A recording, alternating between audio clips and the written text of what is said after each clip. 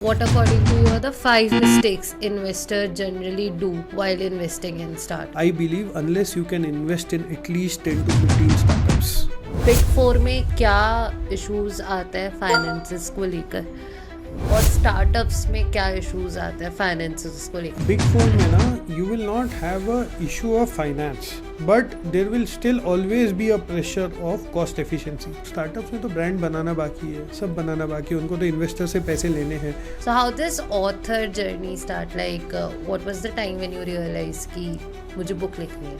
तो मुझे एक पब्लिशर ने अप्रोच किया कि किसी ऑथर ने बुक लिखा है अकाउंटिंग पे, आप उसे एडिट कर. अब वो बुक एडिट करते करते मुझे लगा यार इतना मैंने मेहनत कर ली, अब तो मैं भी लिख सकता हूँ. उनका इन्वेस्टमेंट लगता है तो उन्होंने पहले बहुत छोटा लॉट प्रिंट किया, तो वो लॉट जल्दी बिक गया. आपके according having a finance team and having a CFO और अ कंसल्टेंट कितना इम्पोर्टेंट होता है किसी भी स्टार्टअप के लिए?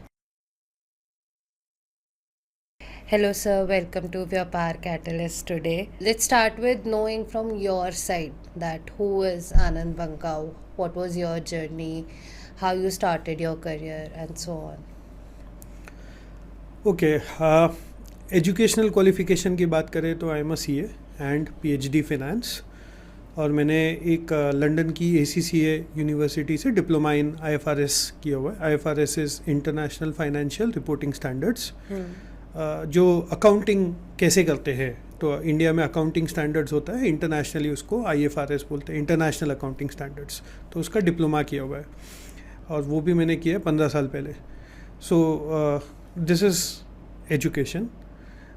But if you ask me about my nature, what Anand Banka is, so I am planner. मैं हमेशा 2-3 बैकअप प्लान्स लेके चलता हूँ. तो मुझे आज मेरे माइंड में है कि मैं आज से 5 years लेटर क्या क्या कर सकता हूँ. 2-3 ऑप्शंस है और मैं वो तीनों ऑप्शंस आज मैं ट्राई कर रहा हूँ कि अगर मैं ऑप्शन 1 लेता हूँ तो मैं क्या करूँगा, और वो मैं आज से धीरे धीरे अपने लाइफ में बिल्ड इन करता हूँ. 2 लूँगा तो क्या करूँगा, और 3 लूँगा, और तीनों साथ में ले रहा हूँ. सो तीनों ऑप्शन आज रेडी है. 5 years तक वो तीनों में से एक ऑप्शन इतना मेच्योर हो जाएगा कि 5 years बाद आई विल बी वेरी कंफर्टेबली उस ऑप्शन में मैं घुस जाऊँगा. सो this is how I plan my life. I am very hard working person. मुझे अब टाइम की कभी ऐसे नहीं लगता कि दिन में 24 घंटे. मुझे लगता है दिन में 48-50 आवर्स अनलिमिटेड टाइम है. तो आप मुझे कितना भी काम दे दो, आप मुझे कितना भी कम टाइम दे दो, मेरा काम वो उसके पहले ही हो जाएगा. So I don't know how it happens, but I am able to plan my time in a way कि वो बिफोर टाइम हो जाता है. और हार्ड वर्किंग कि आप मुझे रात को 12 बजे भी काम करवा लो, सुबह 3 बजे भी काम करवा लो, I will be able to do it and I will not even feel कि मैंने कुछ किया है. सो फॉर एग्ज़ाम्पल, जब मैं करियर के स्टार्ट में I was practising, CA practice कर रहा था. 6 साल मैंने प्रैक्टिस किया. तो उस समय मैं हर वीक एंड पे, every weekend I use to give lectures. So कभी नेपाल में दे रहा हूँ, कभी US में दे रहा हूँ, इंडिया के कोने कोने में, ईस्ट में दे रहा हूँ, नॉर्थ में दे रहा हूँ, साउथ में दे रहा हूँ, सब जगह मैं इंडिया के हर एक कोने कोने में जा के I have given lectures.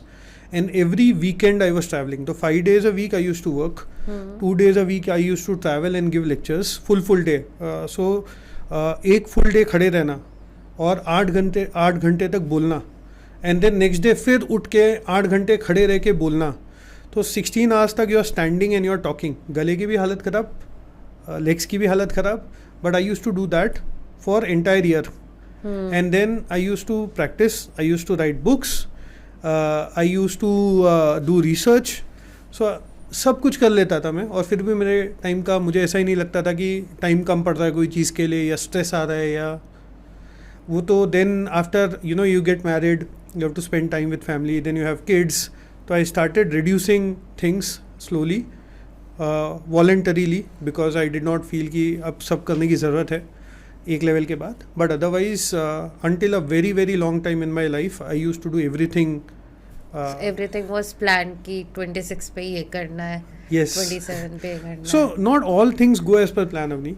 But जब मेरे पास प्लान होता है, like I was saying कि मेरे पास 3 प्लान ऑलरेडी है कि 5 साल बाद मैं क्या करूँगा. Already I am working on 3 plans. अब ये भी हो सकता है कि तीनों ही ना हो, चौथा ही हो.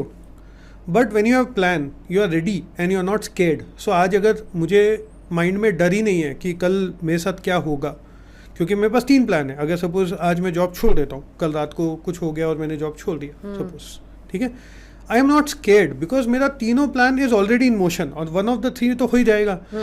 और अगर 3 ऑप्शन ऑलरेडी है आपके पास तो आपको चौथे ऑप्शन से भी डर नहीं लगेगा, क्योंकि बैकअप आपके पास, बैकअप का भी बैकअप है आपके पास. So that's how I am somehow.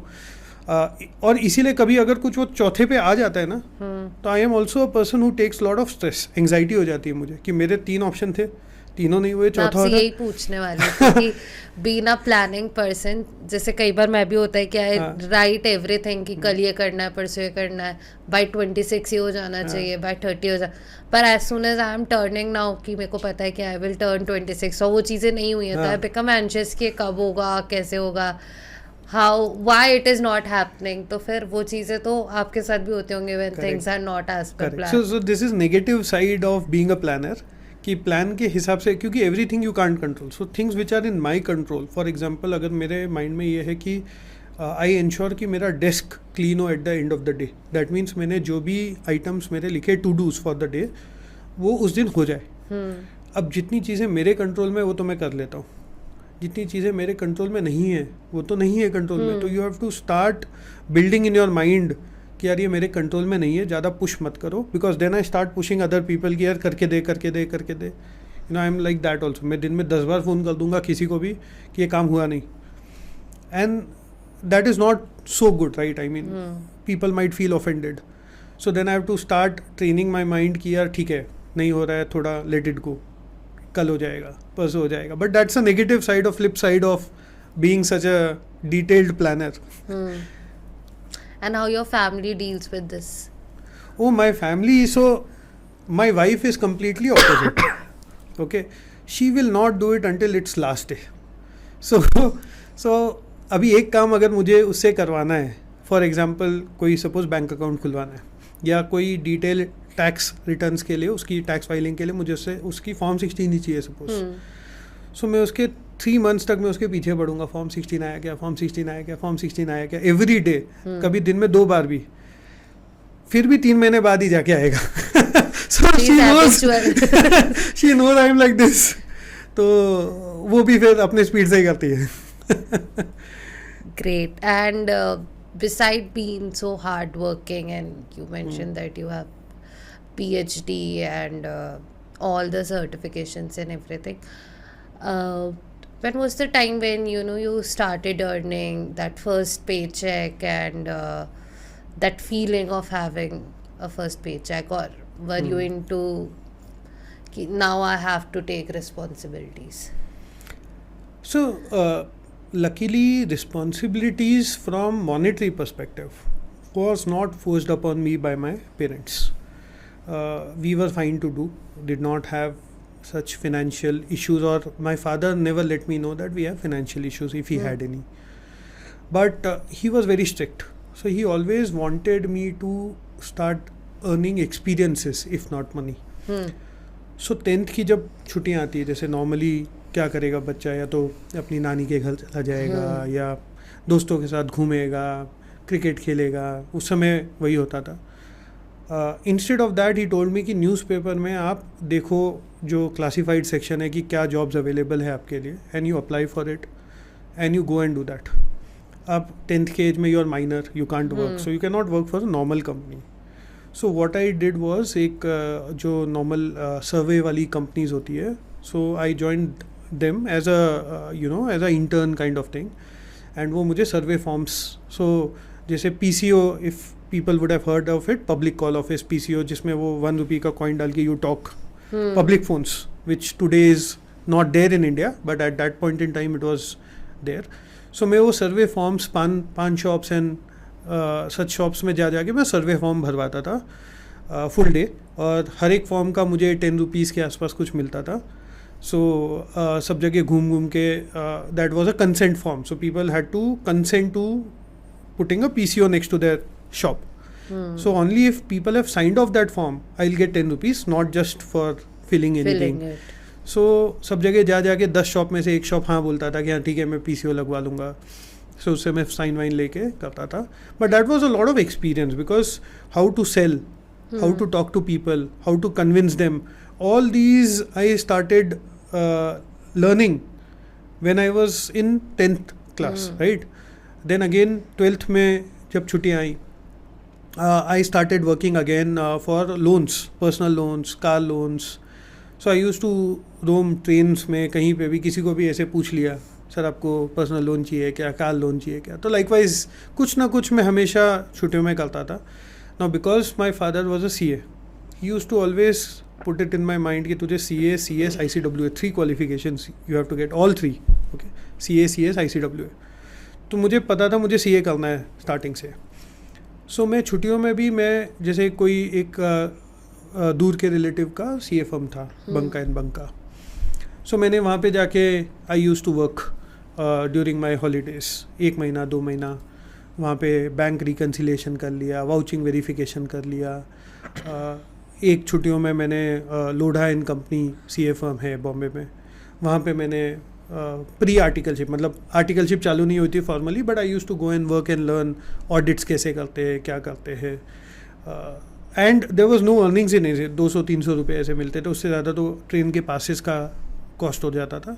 But I use to learn experiences, what to do, what not to do, which very early in my life taught me hard working and experience, and all these things came from that because my father forced me to go out and do such jobs. How teamwork and what are the Correct. things you don't have to do. So what was that first experience when you start having your first salary? See, first salary was very small, right? Like I was saying, form भरवाता था. अगर उसको मैं first salary बोलूँ तो that was रफली 300-500 रुपया कुछ, या 1000 रुपया, something like that, which I went and gave to my grandmother, which she was very happy कि I earn something at that age. But if you talk about articleship, internship, that was real salary. उस समय पे it was 6000 rupees per month. I was doing articleship in Hari Bhakti and company. तो that really it actually meant something because 6000 is, you know, at that age I was not a spender. I never did parties, I never did, you know, anything which required me to spend. So that 6000 was actually getting accumulated in my bank account, which I could use it for my own self, or, you know, spend it on for my mother or father or such things. So I started doing that. As you mentioned कि आपके पापा बहुत supportive थे and he is always like that you should have experience rather than money. So how do you think that today wherever you are, how important your father or your mother's contribution was in that particular segment, या आपकी wife ने आपको कितना support किया throughout this journey? Because it's not कि हम हमेशा highs पर होते हैं, there are lows also. Correct. So how they supported you? So a lot of things, you know, I've been lucky that ways in terms of parents also, brother also, wife also, all of them. Like, you know, when I decided to do practice, now practice is not easy, right? You don't earn for many months. You know, कभी आता है पैसा, कभी नहीं आता है, because it's like business, right? कभी आएगा, कभी नहीं आएगा. कई बार ऐसे होता है जैसे ऑडिट फीस साल में एक ही बार आती है, तो पूरे साल भर आपके पास नहीं है. तो my father never pressurised me for earning money और getting money at home for the longest time. ठीक है. Then also after that also he pushed me to give some money at home so that I get habit of saving in a way, कि घर पे पैसा दे रहे हो तो इन a way save हो रहा है ना, not spending everything on oneself. So छोटी छोटी चीज़ों से वो मुझे इस तरह सिखाते थे जो उस समय मुझे नहीं समझ में आया. आज when I talk to my son and when I give him similar kind of training, that is where I realize कि हाँ, my father trained me in this fashion. Talking about my brother, जब मेरा CA final exam था, मुझे anxiety, like I was saying, you know, I'm very anxious person as a flip side of planning. So I got so anxious during my CA exam. और उस समय क्या होता था, आज क्या होता है कि you get 1 day in between every exam. So 8 exam है, एक एग्ज़ाम तो एक दिन छुट्टी, एक एग्ज़ाम तो एक दिन छुट्टी. At our time, it was no holidays. 8 days continuous, 8 exams.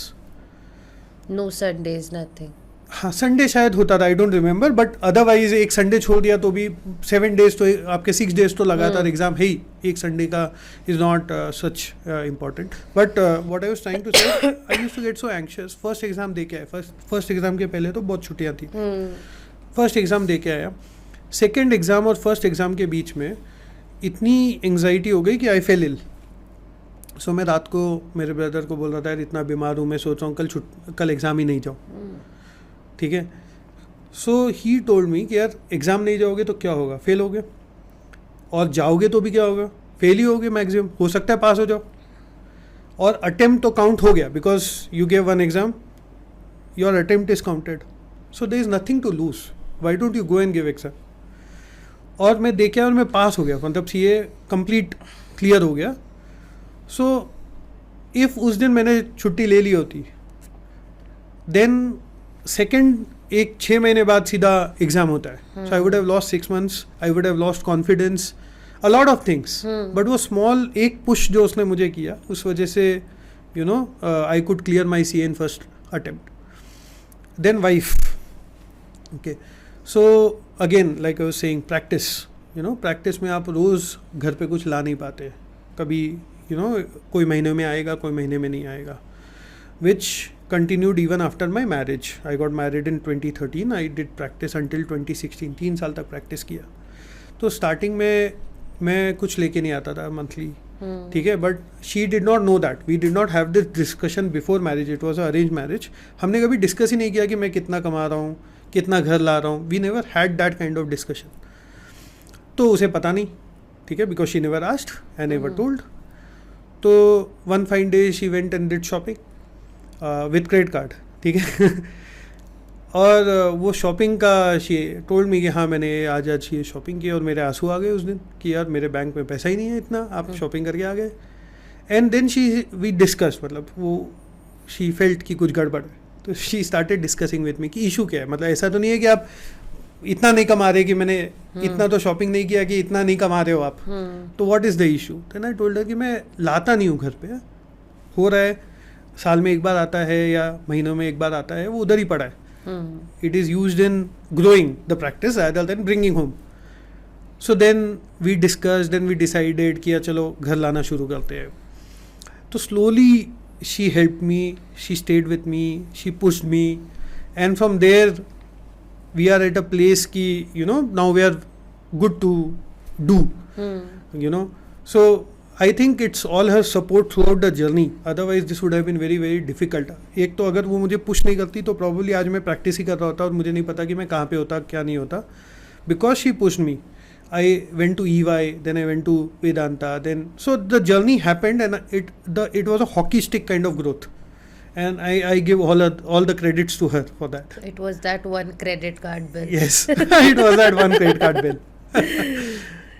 Great sir. So since you are telling us कि after practicing आपने EY join किया and got to know from my research team कि आप सबसे youngest director भी थे EY में.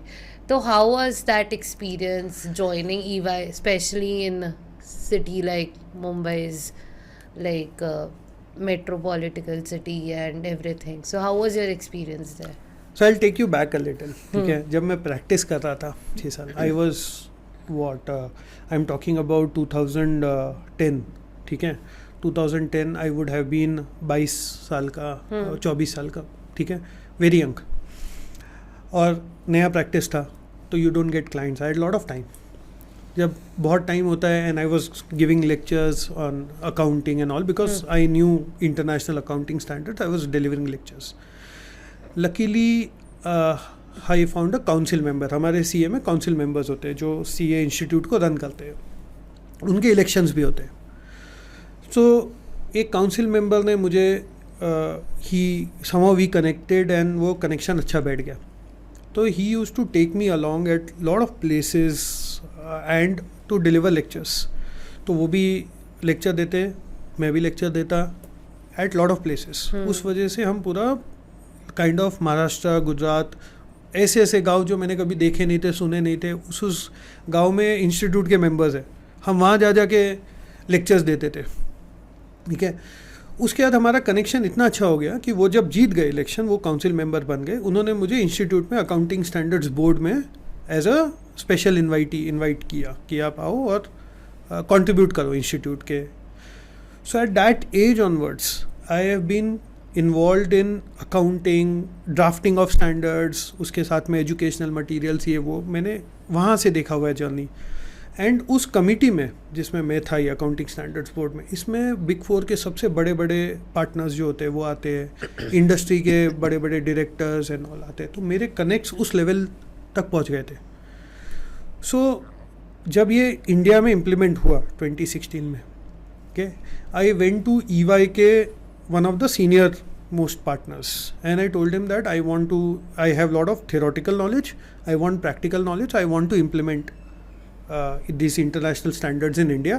and normally क्योंकि बड़े कंपनीज में होता है वो सिर्फ बिग फोर के पास ही काम जाएगा, तो मुझे इसीलिए बिग फोर में ज्वाइन करना है. सो ही टोल्ड मी, यार तू पार्टनर है मिड साइज फर्म का, मैं तुझे पार्टनर तो नहीं ले सकता, मतलब mid size kind of firm का मैं पार्टनर था बॉम्बे में, तो मतलब पार्टनर तो नहीं ले सकता मैं. सो फर्स्टली मुझे एक रिलीफ आया कि ही स्टार्टेड फ्रॉम पार्टनर. अगर वो चालू करते कि मैं तुझे मैनेजर लेवल पे लूंगा तो मैं वहाँ से उनसे नेगोशिएशन चालू करता. ही स्टार्टेड विद पार्टनर तो नहीं ले सकता, that means he started with a very respectable position for me at that point in time. तो ही सेड बॉम्बे में मैं तुझे सीनियर मैनेजर ले सकता हूँ. So because he started with partner, मैंने बोला एक नेगोशिएशन करके ट्राई करते हैं. तो मैंने बोला नहीं सर, मुझे डायरेक्टर तो चाहिए. So then he said, यार बॉम्बे में because you know there are a lot of more experienced senior managers than me, forget director. तो he said वो तो issue हो जाएगा, एक काम कर, if you are ready then you go to Pune. Pune is a smaller office, people will not have a issue as such. And एक department अलग ही होता है अकाउंटिंग एडवाइजरी का, वो डिपार्टमेंट पुणे में था नहीं तभी. You go and start that department. So he gave me that opportunity and he took me as director. So I was one of the youngest directors of EY. But then, you know, one, that opportunity came because of all the hard work I did all these years. And secondly, it was a great learning experience for me. क्योंकि मैं वहाँ पे जाके नया team start कर रहा हूँ. तो एक तो सेट टीम में आप काम कर रहे हो, सेट प्रोसेसेस में, और दूसरा होता है नया टीम स्टार्ट कर रहे हो, नए प्रोसेस क्रिएट कर रहे हो, चीज़ें बना रहे हो. तो जो एक्सपीरियंस मुझे EY ने दिया was completely you know out of the world और invaluable experience what I got from And there. after EY, how was your journey? Okay, so again, like I said, I always plan in advance, right? So EY में I was there for 2.5 years. ठीक है, तब तक सारे बड़ी companies में इंडेस लग चुका था, इंडियन अकाउंटिंग स्टैंडर्ड्स और इंटरनेशनल अकाउंटिंग स्टैंडर्ड्स अप्लाई हो चुका था. तो I was planning in advance कि अब क्या कर सकता हूँ मैं. So Vedanta is a very big conglomerate, right? It was listed in London, it was listed in US, it was listed in India. 3 stock exchanges it was listed in at that point in time. So it had lot of accounting complications. It used to do lot of innovative transactions. आज भी करते हैं, तब भी करते थे. So ये जो मेरा नॉलेज को इम्प्लीमेंट करना है वो कहाँ कर सकते हैं. तो then I thought Vedanta is a very good place for me to learn. एक हो गया कंसल्टिंग, आप किसी को एडवाइस दे के चले गए. दूसरा हो गया वो एडवाइस को इम्प्लीमेंट भी करना है, सोचना भी है, करना भी है, मतलब सब चीज़ें उसमें होती है. So then that is why joined Vedanta, कि वो एक्सपीरियंस मिल जाए अच्छा खासा. And I spend around 5.5 years at Vedanta and it was wonderful. I did transactions which no one would have even seen today. In complete, you know, in the entire country, they would not have seen such transactions. I have done such transactions while in Vedanta. So the experience has been great. So Vedanta was, मतलब ऐसे transactions किए जो world में मतलब बहुत ही कम लोगों ने देखे होंगे. इंडिया में तो शायद किसी ने नहीं देखे होंगे ऐसे ट्रांजैक्शंस किए. Then I lost my father during that Vedanta के टाइम पे. And that was a big setback for me emotionally. I got little depressed in a way. And मुझे बॉल्स पाल्जी हो गया, एक साइड का फेस लटक गया, मुझे थायराइड हो गया, multiple medical issues, okay, because of stress and depression of kinds. Then I thought I need a break. I need some time for myself. I need to take care of my family also, my wife, my kid. So then I thought I should थोड़ा एक step back लेना चाहिए. Plus I also wanted some banking experience, क्योंकि banking में अलग issues होते हैं. So I joined Barclays Bank. Barclays Bank में there is a very specialized team which looks after technical accounting. And there are only limited team members across the world who look after this, who's part of this team. Very few members. So there are a couple of members in London, couple of members in US, and we had a very small team in India. So I was leading the team in India. And at that time, because Barclays had this कि तीन दिन आप घर पे काम कर रहे हो, सिर्फ 1 या 2 दिन ऑफिस से काम कर रहे हो, तो I got a lot of time to spend with myself, with my son, with your family also. with my family. So then that helped me come out of that kind of depression. And then now that I'm completely fine, last of Barclays, I thought maybe I'm getting too much time for myself. So then, being that like I said, hardworking and all, I used to think that I'm not able to utilize my time as efficiently. So then I came back to practice or consulting again, and now I am partner with BDO. Why is it like कि आपने हमेशा top firms choose करी, but when you become investor you started investing in startups? So I'll tell you what happened. Okay, when I was so I started saving very late in life. Like I was saying that वो किस्सा बताया मैंने आपको. So until like I joined EY, which is 2016 approximately, I was not saving much because वो होता ही नहीं था, उतना earnings नहीं था प्रैक्टिस में कि सेव कर पाते. While जब तक वेदांता आया तब तक decent savings हो गए थे.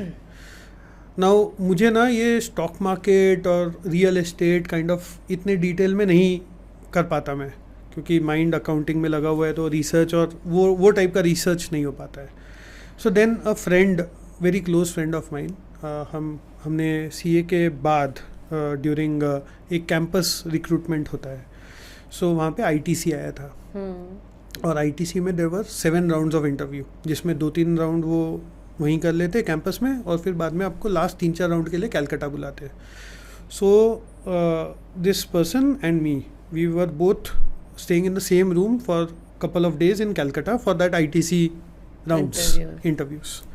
Somehow I cleared, he could not. So he went back, started a startup. And I could, but I did not join ITC because it required me to stay in Calcutta and I had to stay with parents. So I came back while he started his startup in Bangalore. When I was in Vedanta, he came and met me. Ki this is my startup. I want you to invest in my startup. That was my first experience of investing in startup. That's how you start your journey. That's how I started my journey, because he was a friend, a good friend. So I trusted in him and I invested my savings. In fact, I took personal loan and invested in his startup at that point in time.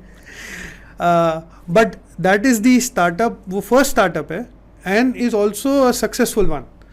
When I invested, he was doing a turnover of roughly 2 crores a month, 24 crore annually. आज वो कर रहा है 1200 करोड़ साल का. So 24 crore साल का से 1200 crore per annum. And you took exit or you? No, I have not yet taken exit. I still believe that वो IPO जाएगा, वो कहीं और पहुंचेगा. So ये स्टार्टअप जर्नी में इशू होता है, ठीक है. जो स्टार्टअप अच्छा नहीं कर रहे वो तो फेल हो गए, वो तो वैसे भी आपको एग्जिट नहीं दे रहे, और जो स्टार्टअप अच्छा कर रहे हैं उससे आप एग्जिट नहीं लेते हो. This is dichotomy. If you are not taking exit, let me tell you, it is wrong. So I'm doing wrong if I'm not taking exit. I believe now, after having invested in more than 50 startups, today I believe that we should take exit. Partial लो, थोड़ा लो, but her round में exit लो आप. You should never not take an exit. It's a mistake. And what मतलब सबसे best investment आज तक की क्या रही है आपकी, और सबसे वर्स्ट इन्वेस्टमेंट क्या रही है आज तक? So best investment is this only, the first one. Willcart is the name. So Prasanna is friend's name and Willcart is the startup's name. It has been the best one because it is the oldest one. ठीक है, तो सबसे any startup takes 5-6 years of time or 7 years of time to give you success, right? So because it is the oldest one, it has given success to me. what is the worst one is there are 2 or 3 startups where I had very high hopes. For example, Blue Smart. ठीक है, so let me not get into details of it, but it was wonderful service. It was, it was giving what customers needed. Okay, so hence I believe that it should have grown. It should have gone to IPO or even further, which it did not for the reasons we now know. So that was a big disappointment. There was another startup called Happy Jars. Happy Jars used to make peanut butters. Okay. Very good founders, very good product. I used to actually buy those products and have it myself. So I believed in them. That again failed post-COVID because post-COVID थोड़ा FMCG को hit हुआ था for that time period. They could not raise funds and it went down. So उसके पहले उसने 2-3 round किए थे and I did not take exit, and that is why my learnings came from कि आप exit ले लेते तो at least principal recover हो जाता, then only profit आपका अटका हुआ है. तो सर मतलब what is the first thing as a investor, मतलब आपने जैसे आपने बताया कि you took a personal loan and started, but जैसे कोई भी आज फाउंडर है या इवन इफ ही और शी इज़ अ मैनेजर, क्योंकि मैं देखता हूँ आजकल काफ़ी लोगों को इन्वेस्टर बनने का एक बहुत फैंसी टर्म कर दिया उन्होंने कि I have to be an I am a angel investor. Correct. तो हाउ दिस जर्नी स्टार्ट्स कि मतलब what's the exact process? Okay, so recently my sister-in-law came to me that I want to invest in startups. So I'll tell you the answer I gave to her. Okay, I believe unless you can invest in at least 10 to 15 startups, and per startup minimum investment is roughly around 2.5 to 3 lakhs minimum.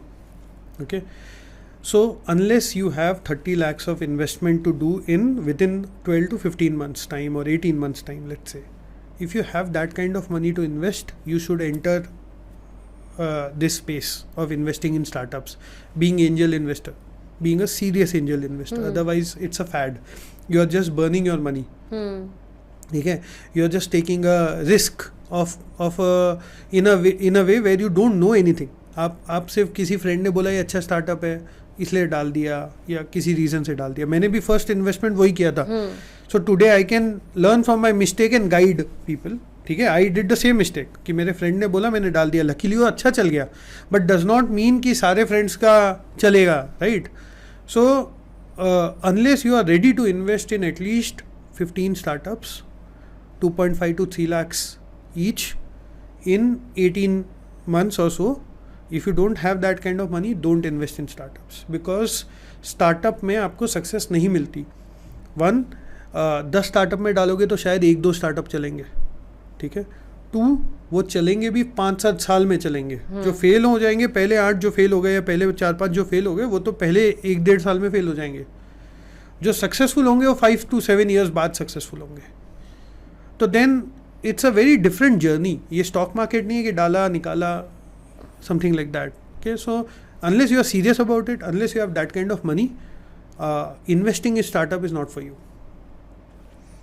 And मतलब लोगों को ऐसा लगता है जैसे shark tank ने एक perspective बना दिया है कि इन्वेस्टर आएगा, वो चेक देगा और आपकी डील हो गई. Correct. But that's not the real scenarios are. So what exactly the scenario is, अगर हमें लोगों को एजुकेट करना हो कि आफ्टर यू कमिट कि मैं इन्वेस्ट करूँगा, what is that exact process, उसको कितना टाइम लगता है, how many people are involved?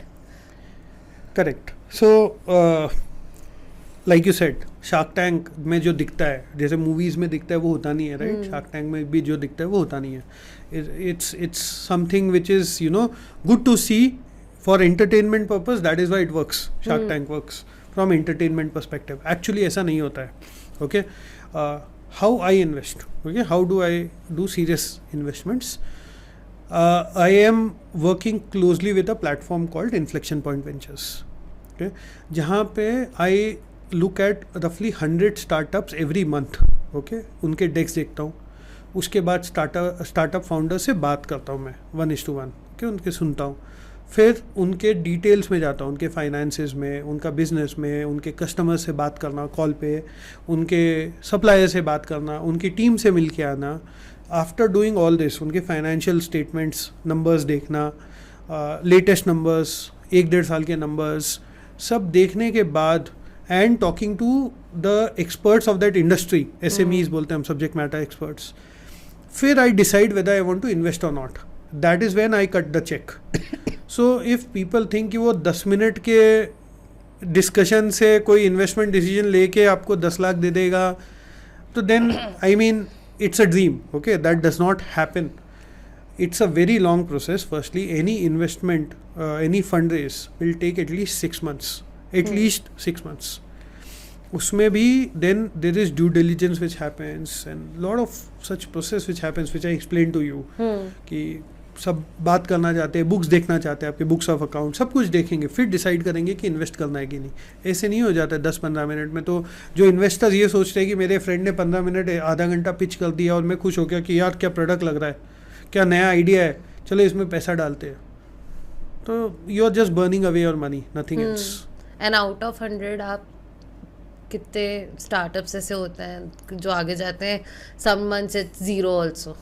Yes, some months it will be zero also. Out of 100 also it will be zero in some months.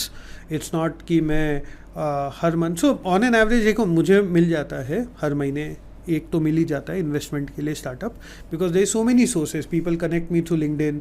I give lectures. अभी कुछ दिनों पहले IIT Delhi में मैंने सेशन लिया था, वहाँ से कुछ स्टार्टअप्स आ गए. They ask for mentorship, they ask for, and after doing mentorship talking to them sometimes I like that startup, so I invest in also. सो मेरे पास मल्टीपल सोर्सेज है ऑफ इन्वेस्टिंग इन स्टार्टअप, तो महीने के एक तो मिल जाते हैं. But imagine looking at more than 100 startups and then selecting one. So that is the diligence I go through before deciding to invest in a startup. So you have already told us some mistakes, but what according to you are the 5 mistakes investors generally do while investing in startup? So first I would say is, most common mistake is follow the trend. जैसे edtech का एक trend आया तो सबने सारे edtech companies में डालना शुरू कर दिया. बहुत सारे स्टार्टअप्स AI को एज अ फैड यूज़ करते हैं तो आप उसमें डाल देते हो. So if you follow the trend, that is the biggest mistake. In fact, many a times I have seen कि जो startups hit हो जाते हैं ना, वो उस टाइम पे चालू करते हैं जब ट्रेंड बिल्कुल नहीं है. तो आज अगर कोई एडटेक मेरे पास आएगा कि मेरे पास एडटेक का आइडिया है, ठीक है, I would definitely look into it, because वो ऐसे टाइम पे आ रहा है जब मुझे पता है कि कितने एडटेक्स फेल हो गए, तो मैंने फेलियर से ऑलरेडी लर्न कर लिया है, उसके बाद में आ रहा हूँ. So instead of following the trend, you should go against the trend. So first mistake they do is this. Second is they listen to friends and decide investment, which is also a very bad idea.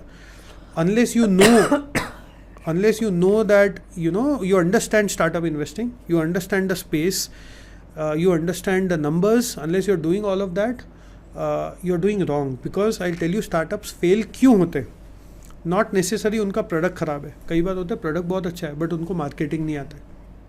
कई बार होता है marketing बहुत अच्छा आता है, product भी अच्छा है, बट उनको फाइनेंस ही समझ में नहीं आता है. तो कैसे मैं अपने फंड्स को, फर्स्टली जो मेरे पास फंड्स है उसको मैं कैसे प्लान करके स्पेंड करूँ या कैसे बचाऊँ. फंड रेज कर रहा हूँ तो मैं उसको कैसे मतलब फंड्स को यूज़ करूँ in the best possible way to get the best possible return. तो उनको फाइनेंस समझ में नहीं आता, इधर उधर पैसा खर्चा हो जाता है. I know very good startup जिसने बहुत अच्छे प्रोडक्ट्स निकाले थे, उसको अच्छे इन्वेस्टमेंट्स भी मिले, प्रॉफिट्स भी आया.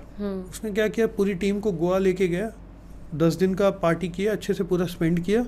उसके बाद आने के बाद उसके पास पैसे ही ख़त्म. And that startup today has failed. Why? Because they could not control their expenses. So I have seen many such startup. So failure के बहुत सारे रीजन्स हो सकते हैं. Like I was saying, happy charge founders were good, product was good, it still failed cycle की वजह से. तो अगर आपको स्पेस समझ में नहीं आता है, don't invest there. Okay. The next thing is many startups fail because of the next fund raise नहीं कर पाए. तो आज तो फ्रेंड्स फैमिली से रेस कर लिया आपने, या कोई सपोज नेटवर्क ऑफ एंजल से रेस कर लिया. आप नेक्स्ट फंड रेज नहीं कर पाओगे तो आप फेल हो जाओगे. तो when you invest personally, you have to see that whether next round will happen और नॉट. जैसे क्या होता है ना, आपका ग्रोथ या आपका एग्जिट कैसे होगा जब नेक्स्ट राउंड होगा. नेक्स्ट राउंड ही नहीं होगा तो एग्जिट कहाँ से होगा, स्टार्टअप ही फेल हो जाएगा. तो क्या उस फाउंडर में वो है art to raise funds? Does he know how to raise funds? Will the VCs invest? तो मैं कभी भी स्टार्टअप देखता हूँ, मैं देखता हूँ पहले वो लिस्टिंग के लिए जा सकता है क्या, क्योंकि लिस्टिंग के लिए जाएगा तो PE इन्वेस्ट करेगा, प्राइवेट इक्विटी इन्वेस्ट करेगा तो VC को एग्जिट मिलेगा, तो वो सोच के VC इन्वेस्ट करेगा, और VC इन्वेस्ट करेगा तो मुझे एग्जिट मिलेगा, वो सोच के मैं इन्वेस्ट करता हूँ. तो you have to see whether वो IPO कैंडिडेट हो सकता है क्या किसी दिन. अगर वो हो ही नहीं सकता है तो आपका इन्वेस्टमेंट वेस्ट है. ठीक है, तो I always see, and that is why my most of these investments are through network of angels, because अगर उसने इतने सारे वो नेटवर्क को कन्विंस कर दिया जिसमें इतने सारे एंजल्स का दिमाग है, I could personally miss a few things. But जब मल्टीपल लोग साथ में आके इन्वेस्ट करते हैं, वो मल्टीपल तरीकों से चीज़ों को देखते हैं, उनसे कोई चीज़ इंपॉर्टेंट चीज़ मिस होना डिफिकल्ट हो जाता है. So it gives you kind of assurance कि स्टार्टअप अच्छा है. So one is, I would say, don't invest by yourself. Okay, if you are not an expert investor, do it through a network. Second, don't just follow the trend. Okay, think, apply logics, practical decisions, then decide whether you want to invest or not. Don't just follow other people. Third, don't just listen to your friends and invest. Okay. Fourth, look at कि ये IPO candidate है कि नहीं, like I was saying. ठीक है, तब जाके invest करो. And fifth, I would say only if you are ready to invest in 10-15 startups you start investing, otherwise don't start this journey at all. तो sir, जैसे भी आप बता रहे थे कि इन्वेस्टमेंट जब भी हम करते हैं, one of the common mistakes is कि फाइनेंसेस लोग प्लान नहीं करते हैं. और एक ये भी फैक्ट है कि जो फाइनेंस या फाइनेंस को लेकर डेफिनेशन इन जनरल लोगों की होती है when it comes to business या पर्सनल फाइनेंसेस, उससे जो एक्चुअल फाइनेंस है वो बिल्कुल 360 अपोजिट है. तो what according to you, since you have spent more than 20 years now working in this section, आपके अकॉर्डिंग क्या मतलब डिफरेंस है एक पर्सपेक्टिव में? बिकॉज अगर नॉर्मल लैंग्वेज में देखा जाए तो बिजनेस इज मोर लाइक कि 10 रुपये डाल रहे हो तो 100 रुपये आना चाहिए, बट रियल लाइफ में ये चीज़ एक मतलब जो रियल मैथ्स है उसमें ये चीज़ नहीं होती है. तो what according to you is that shift which is like what people thinks and how finance is different for them? देखो, मल्टीपल चीज़ें, ठीक है. Firstly, finance is not just about tax or not just about accounting. And कई लोग सोचते finance is like back office, कि हमने धंधा लाना है, धंधा करना है, finance तो क्या है, मतलब देख लेंगे या हो जाएगा, CA अपॉइंट कर लेंगे, ठीक है. आई थिंक फाइनेंस को इतना लाइटली नहीं लेना चाहिए किसी भी स्टार्टअप ने. Multiple reasons. वन, बिना पैसों के कुछ नहीं हो सकता. ना एम्प्लॉयज़ आ सकते हैं, ना आप मार्केटिंग कर सकते हो, ना कुछ नहीं कर सकते. ठीक है, जिस दिन आपका, जैसे मैं बता रहा था, कई स्टार्टअप्स फेल होते हैं क्योंकि नेक्स्ट राउंड ऑफ फंडिंग नहीं ला पाते. क्यों? क्योंकि आपका मनी इज़ लाइक एक नदी तभी भरेगी जब बारिश होगी, राइट. वो बारिश होना ज़रूरी है, वरना नदी का करोगे क्या, वो किसी दिन सूख जाएगी. ठीक है, अगर रेगुलरली बारिश नहीं होगी तो अगर आपने उस नदी में पानी तब तक नहीं रखा जब तक नेक्स्ट सीज़न ऑफ बारिश आने वाली है, ठीक है, तो नदी ख़त्म हो जाएगी, फिर आप क्या करोगे. सो सिमिलरली फंडिंग को, आपके पास जितने पैसे हैं उसको इस तरह आपको प्लान करना रहता है कि नेक्स्ट राउंड ऑफ फंडिंग अगर 3 महीना डिले भी हो, 4 महीना डिले भी हो, कुछ ऐसा वन ऑफ इवेंट हो जाए जिसके वजह से, जैसे फंडिंग विंटर बोलते हैं, funding winter goes on for couple of years, तो वो उस सालों में आप क्या करोगे. तो you have to plan for all these things in advance. If you are not planning it, then आप मतलब आप ड्रिंक ड्राइविंग कर रहे हो, किसी दिन ठोकर होनी है, एक्सीडेंट हो ही जाएगा. So likewise you have to, finance को बहुत सीरियसली लेना पड़ता है कई एस्पेक्ट से.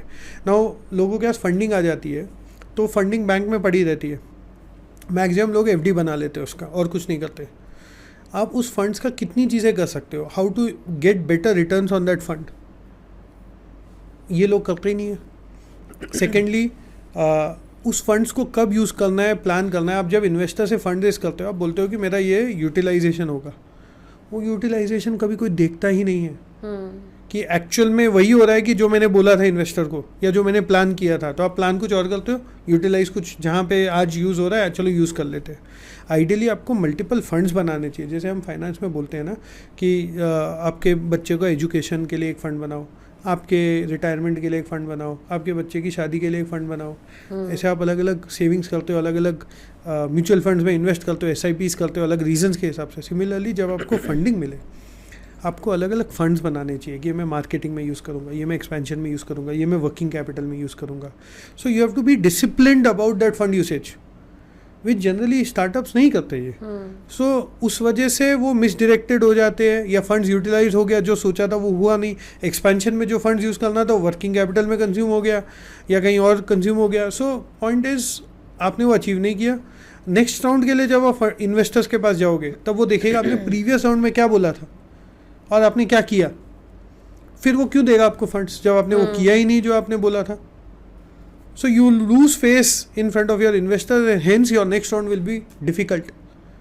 It is important to manage those funds, manage your expenses, manage your profits और cash burn in a way कि आप वो बैड रफ पैच से आप निकल पाओ एंड नेक्स्ट फंड रेस तक आप टिक जाओ। So, finance is very, very critical part of every startup. If you are not concentrating on finance, or if you don't have a financial educated person in your team, then it's a very risky proposition to have.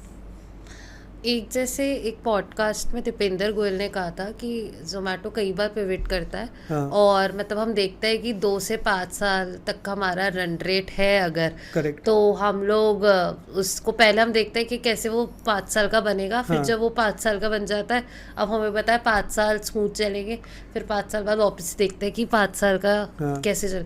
तो आपके according ये strategy is working कि लोगों को ऐसे ही चलना चाहिए, या दिस इज कि अच्छा उनका चल रहा है पर आपको ये नहीं करना चाहिए? नहीं, सी देखिए, अलग अलग स्टेज में अलग अलग चीज़ें होती है लाइफ के, राइट। सो अगर कोई नया स्टार्टअप है उसके पास 5 साल के पैसे होते ही नहीं है। सो मैं हमेशा बोलता हूँ कि आपके पास एटलीस्ट 12 to 18 मंथ्स होने चाहिए, क्योंकि fund raise, next fund raise में firstly between 2 fund raise there should be a minimum gap of 10 to 12 months. कोई इन्वेस्टर उसके पहले आपको पैसा देगा ही नहीं, और उसके बाद भी there will be 6 months more you will take to raise funds. So अगर आपने 18 महीने का पैसा नहीं रखा है then you are in a problem. 18 से ज़्यादा महीनों का पैसा होना, मतलब 5 साल का पैसा होना, तो लग्जरी होती है for 90% of the startups. So 5 साल जितना रनवे तो unless you are profitable you will never have, but at least 18 months का runway minimum you should have. If you don't have then you are in a fix.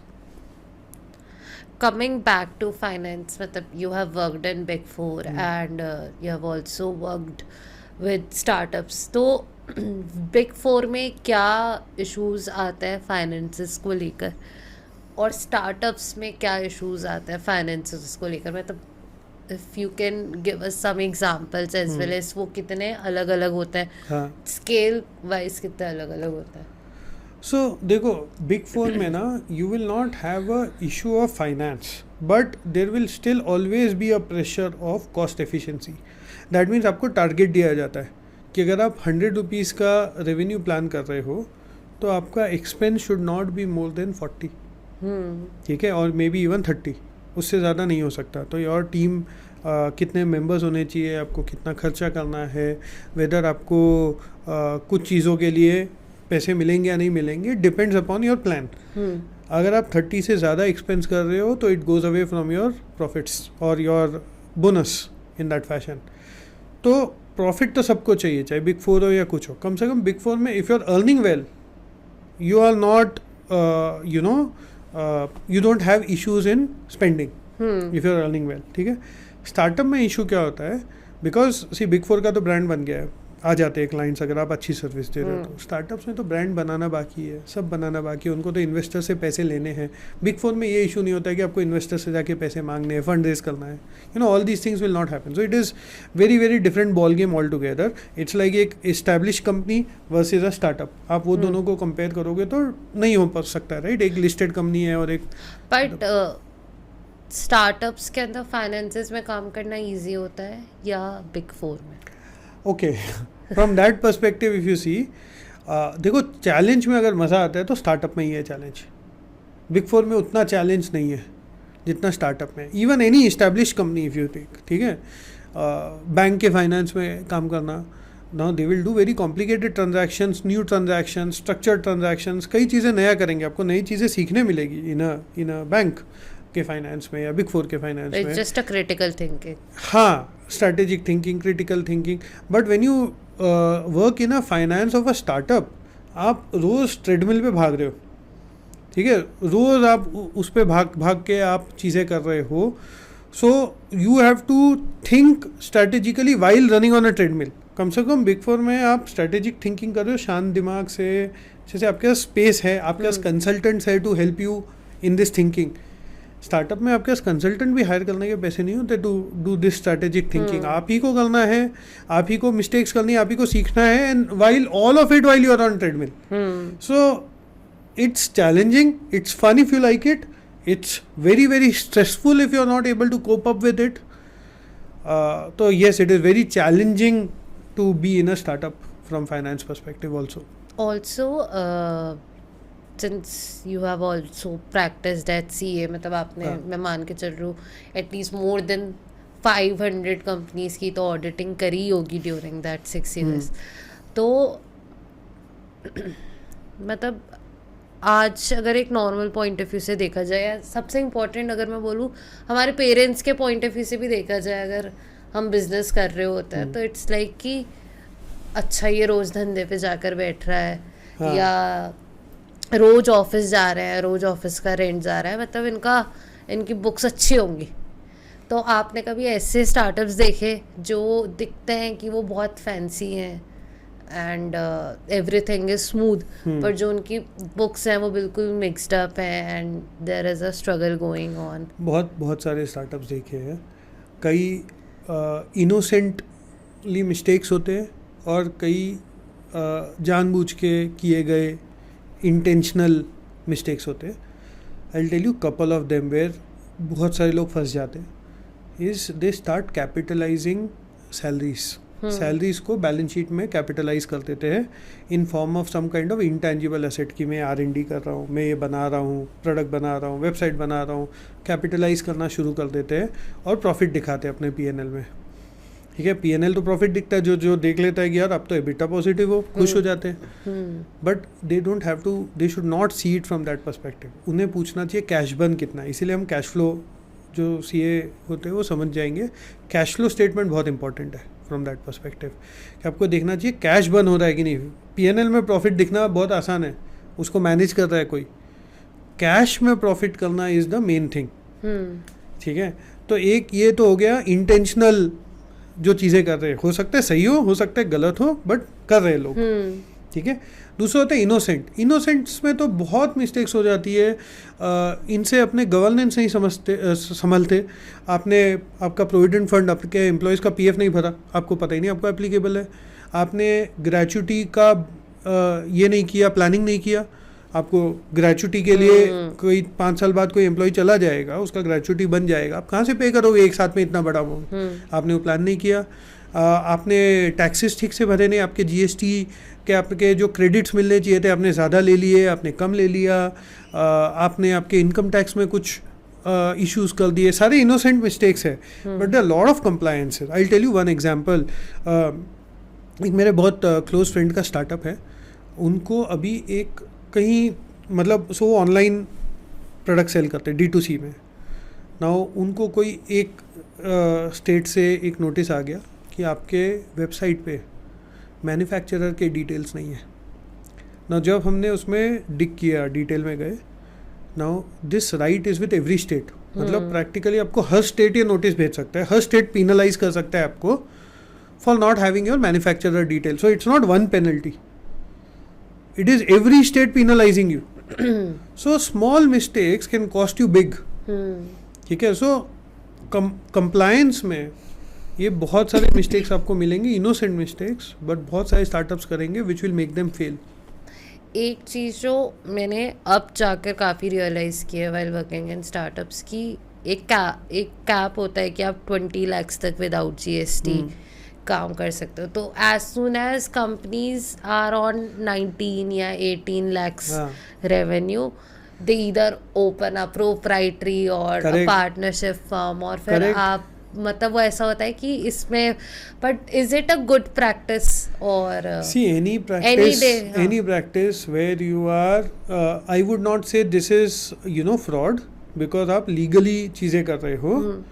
But as a investor, okay, if I don't see that you are doing, इसे हम बोलते हैं corporate governance. आप governance ठीक से नहीं कर रहे हो, that means I cannot trust you. ठीक है, अगर मुझे कोई एक छोटा सा भी ऐसा गवर्नेंस वाला मिस्टेक मिल जाता है ना, जिसमें इंटेंशनली लोग गलत चीज़ कर रहे हैं, उसको पता है गलत है, वो कोई पर्पस के लिए कर रहे हैं, बहुत सारे आते हैं. और बट मैं छोटा सा भी, जैसे बोलता हूँ, छोटा सा भी मुझे ऐसा मिल जाता है ना issue, I don't do it. जैसे एक स्टार्टअप मैंने देखा था, वो कमीशंस कैश में दे रहा है. ठीक है, बुक्स में कैश के थ्रू दे रहा है, गवर्नेंस इशू है, मैं नहीं जाता उस स्टार्टअप में. कई लोग ऐसे करते हैं कि है ना, एक्चुअल प्रॉफिट को छुपाने के लिए खर्चे डाल देते हैं बुक्स में, ओके, सो दैट टैक्स कम भरना पड़े. मैं उस स्टार्टअप में नहीं डालता पैसे. एनी छोटा सा भी गवर्नेंस इशू मुझे दिखता है ना, मुझे ट्रस्ट इशू हो जाता है. See, it's like my money I am giving to unknown founder. If he is not very transparent, very clear about what is wrong and what is right, that means tomorrow he can do wrong with me also. So I will never put money, चाहे वो कितना ही अच्छा grow हो जाए, I will not put money in such startup. Apart from investment in startups, what are the other investments जो आप suggest करते हो कि लोगों को करने चाहिए? यार मुझे लगता है हमेशा वैरायटी ऑफ इन्वेस्टमेंट्स करने चाहिए. जैसे मैं रियल एस्टेट में भी करता हूँ, थोड़ा गोल्ड में भी मैंने किया है, थोड़ा म्यूचुअल फंड्स में भी किया है, मैंने कुछ अनलिस्टेड IPO वाले कंपनीज़ में भी किया है, स्टार्टअप्स में भी किया है. सो आपको हमेशा अपना स्प्रेड करके रखना चाहिए ना. कुछ चीज़ें आपको आती होगी, कुछ नहीं आती होगी. जो आती है उसमें आप ज़्यादा करते हो, जो नहीं आती उसमें भी आपको करना चाहिए, बट कम करना चाहिए जितना आप सह सको, लॉस हुआ तो. सो जैसे रियल एस्टेट है, मुझे नहीं समझ में आता ज़्यादा, बट थोड़ा थोड़ा तो मैं कर ही लेता हूँ कि चलो जो एकदम ही सेफ़ लगता है, 4 लोगों से पूछ लिया, नॉलेज लेके थोड़ा बहुत कर लिया, तो ताकि कहीं पे भी एक जगह पैसे अटके ना रहे या एक जगह लॉस ना हो, सब स्प्रेड आउट हो जाए. तो अगर एक एक्स अमाउंट है, सपोज 10,000 का आपकी सेविंग्स का, तो आप उसे कैसे पोर्टफोलियो में अपने, मतलब during all these investment, ideally you should have split of very high risk. Like startup is a very high risk, उसमें मोर देन 20-25% नहीं डालना चाहिए.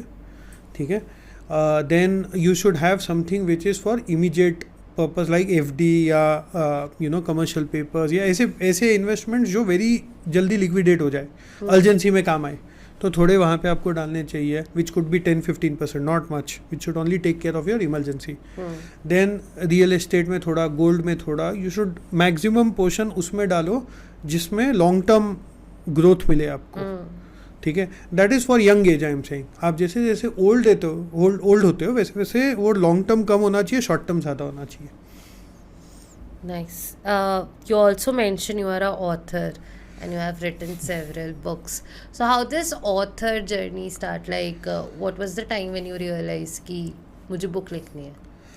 ओके, उसकी भी एक कहानी है. So like I told you, I was practising. I practise for 6 years. आपके पास प्रैक्टिस में ना स्टार्टिंग में बहुत टाइम होता है, क्योंकि इमीडिएट तो सारे कस्टमर आते नहीं हैं, आपके पास क्लाइंट्स होते नहीं हैं. सो मैं लेक्चर्स देता था, ये सब करता था. अकाउंटिंग पे बहुत ज़्यादा लेक्चर्स देता था मैं. तो मुझे एक पब्लिशर ने अप्रोच किया कि किसी ऑथर ने बुक लिखा है अकाउंटिंग पे, आप उसे एडिट कर लो, आप बताओ कि सही है कि नहीं, रिव्यू करके एडिट करो, उसमें कुछ मिस्टेक्स है तो बताओ, या कुछ आपको लगता है कि कहीं और बुक से लिया हुआ है, कुछ इन्फ्रिंजमेंट है तो आप बताओ. तो वो करने के लिए आपको पूरा बुक पढ़ना पड़ता है, आपको रिसर्च करना पड़ता है, आपको चेक करना पड़ता है. वो प्रोसेस में मैंने कुछ अच्छे क्वालिटेटिव इनपुट दिए. ऑथर इतने खुश हुए कि उन्होंने मेरा नाम फ्रंट पेज पे डाल दिया एज अ सब्जेक्ट एडिटर. अब वो बुक एडिट करते करते मुझे लगा यार इतना मैंने मेहनत कर ली, अब तो मैं भी लिख सकता हूँ. तो मैंने वो पब्लिशर को बोला यार मैं भी लिखना चाहता हूँ इसी टॉपिक पे, अकाउंटिंग पे बुक. उसने बोला सर लिख तो दोगे, बिकेगा कैसे, कौन खरीदेगा, तो क्या आप कोई ऑथर, कोई रिनाउंड नेम को आप एज अ को ऑथर बना सकते हो क्या. सो मैंने जो अपने कनेक्ट्स थे कुछ रिनाउंड नेम्स, उनको अप्रोच किया. So they were not ready to lend name, and naturally so. Today I will also not lend my name because कल अगर कोई मेरी बुक में गलती हुई तो उनका नाम खराब होगा, तो they will not lend their names. So मैंने फिर पब्लिशर को बोला यार कोई तैयार नहीं है, अब आप बताओ आपको बुक पब्लिश करनी है नहीं करनी है. सो दे सेड चलो एक ट्राई करते हैं. तो उन्होंने मेहनत तो मेरी होती है, उनका इन्वेस्टमेंट लगता है, तो उन्होंने पहले बहुत छोटा लॉट प्रिंट किया. तो वो लॉट जल्दी बिक गया मतलब नसीब से या जो भी, उन्होंने they could sell it very fast. तो उन्होंने फिर से वो लॉट और प्रिंट किया, तो बुक अच्छा चल गया फर्स्ट बुक. सो वैसे कर करके और फिर बुक्स लिखता गया, टाइम था तभी. तो I have written 9 books in all. So now also you are writing something or so planning to write. Last 2-3 साल में नहीं लिखा है, but now I am in process, now I am good space of mind, क्योंकि इसमें आपका mind space बहुत चाहिए होता है आपको to write something. So now I am in good space of mind, so I am able to write. So I am again writing a new book on accounting again. Great. You have served as a consultant, strategic partner, finance partner, CFOs, director of finance in so many industries, different industries, different niche. How do you think, like, not every firm is having a financial, मतलब starting में हर कोई ये prefer करता है कि जितना हमसे manage हो रहा है फाइनेंसेस हम करें. बट आपके according having a finance team and having a CFO और अ कंसल्टेंट कितना इम्पोर्टेंट होता है किसी भी स्टार्टअप के लिए? बहुत ज़्यादा इम्पोर्टेंट होता है. अगर आप किसी CFO को नहीं हायर कर सकते हो तो आप कंसल्टिंग CFO को हायर करो. Like I was saying, finance is your backbone. आप इसके बिना खड़े नहीं रह सकते. ठीक है, आप जैसे अगर मुझे मार्केटिंग नहीं आती, मैं मार्केटिंग करने जाऊंगा तो मैं लॉस ही करूंगा. मैं ऐसे जगह पे मार्केटिंग करूंगा, ऐसे सोशल मीडिया पे या ऐसे टारगेट ऑडियंस चूज़ करूंगा जो टारगेट ऑडियंस रियली है ही नहीं.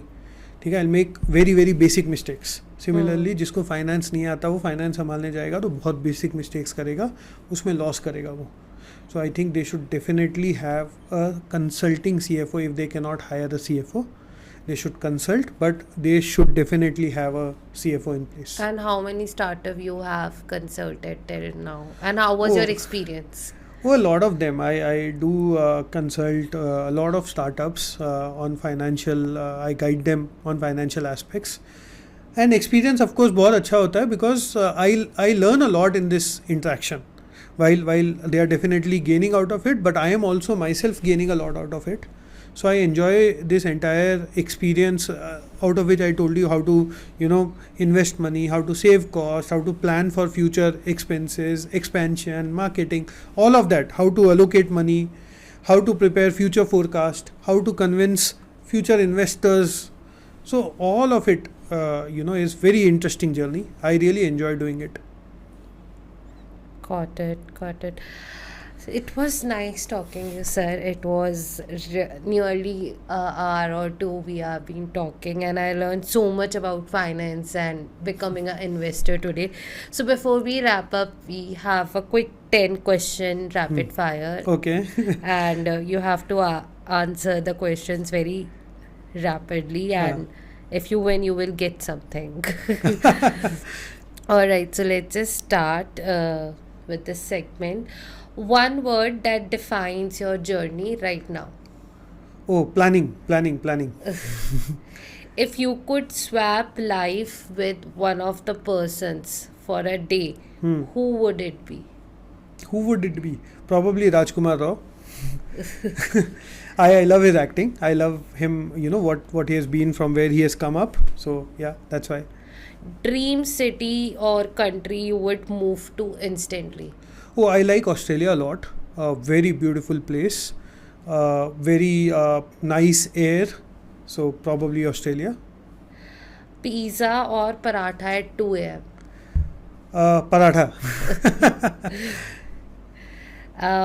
Biggest, craziest moment in your career? Craziest moment in my career was recently when I joined BDO. I wanted, so there's very, I don't know if you have time, there's a very specific, job profile which I'm doing, which is called PPG. PPG is Professional Practice Group. Okay, ये Big Four में एक ही बंदा होता है जो PPG होता है. हर Big Four में एक होता है. ठीक है. Now BDO also has this, which I am doing, which is basically a role which I play for audit teams. Audit teams को कोई query हो, कोई client को कोई query हो on accounting, कोई review करना हो financial statements before we sign off, it all comes to me. So I was really looking forward for this role for the longest period of time, and today I have it. So that is the craziest moment for me.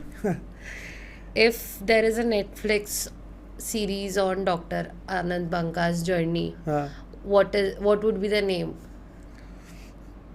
I like half CA, so now it's full CA. So I would probably call it full CA. And which actor you would like he should do that? So like I said, I like Rajkumar Rao. I follow him. So I think if he does it, I would enjoy. I have done 3 podcasts till now and asked the same question. हाँ. And तीनों में मुझे same answer आया है that Wow. they want. Look at the person he हाँ, is then. they want their journey to be portrayed by Rajkumar Rao. One app you can't survive without. LinkedIn.